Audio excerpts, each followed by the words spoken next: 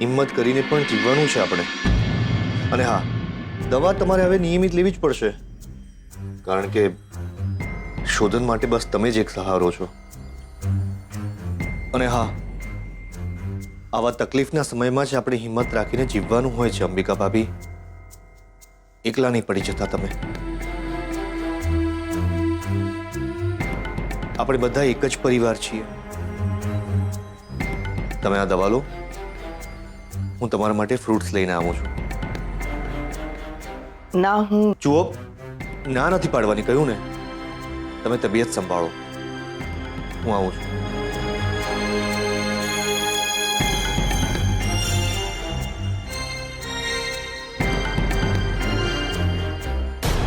અરે, આવી ગયા તમે? દર્શન થયા ને બરાબર? જી. ચાલો, સારું.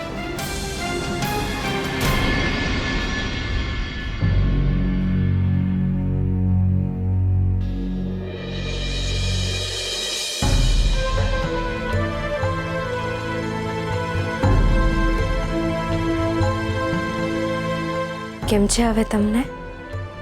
ઠીક. દર્શન કરીને આવ્યા તમે? જી.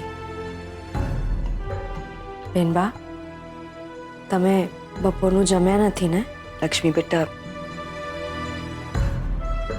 જીવવાનું જ મન નથી થઈ રહ્યું તો બેનબા,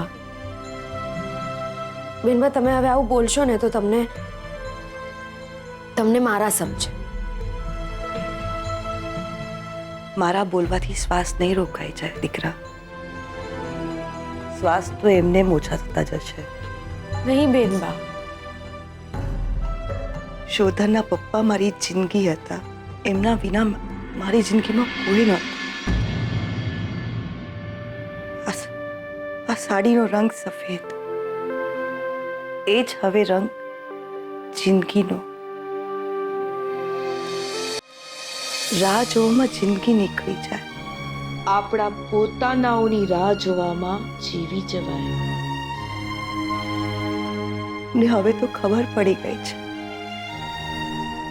કે ક્યારે પાછા નથી આવવાના. બેનબા,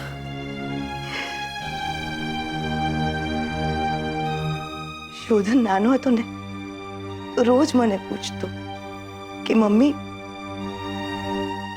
પપ્પા પાછા ક્યારે આવશે? એ રોજ કોઈને કોઈ બહાના બનાવી લેતી.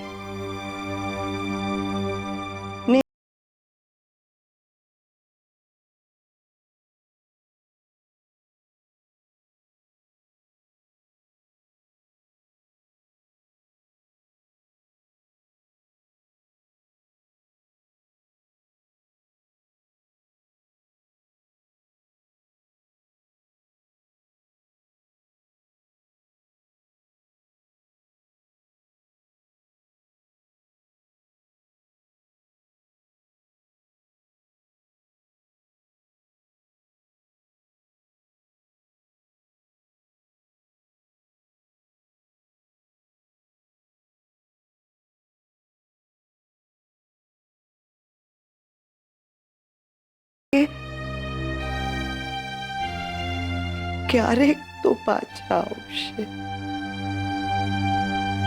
એમણે ભલે મારી પાસે આવવામાં મોડું કર્યું હોય, પણ મારે એમની પાસે જવામાં મોડું ન કરે.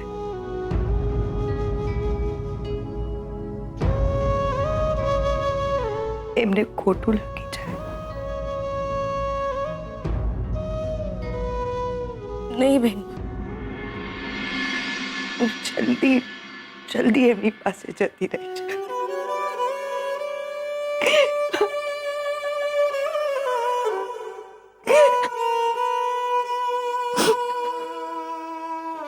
બેનબા, જો સાચે જ આ એક અકસ્માત છે તો હું ભગવાનને એકવાર માફ કરી દઈશ.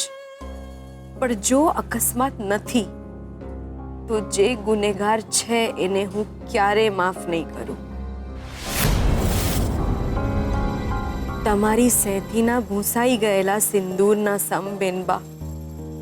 જે કોઈ પણ ગુનેગાર છે એના જીવતરમાંથી બધા જ રંગ હું ભૂંસી નાખીશ.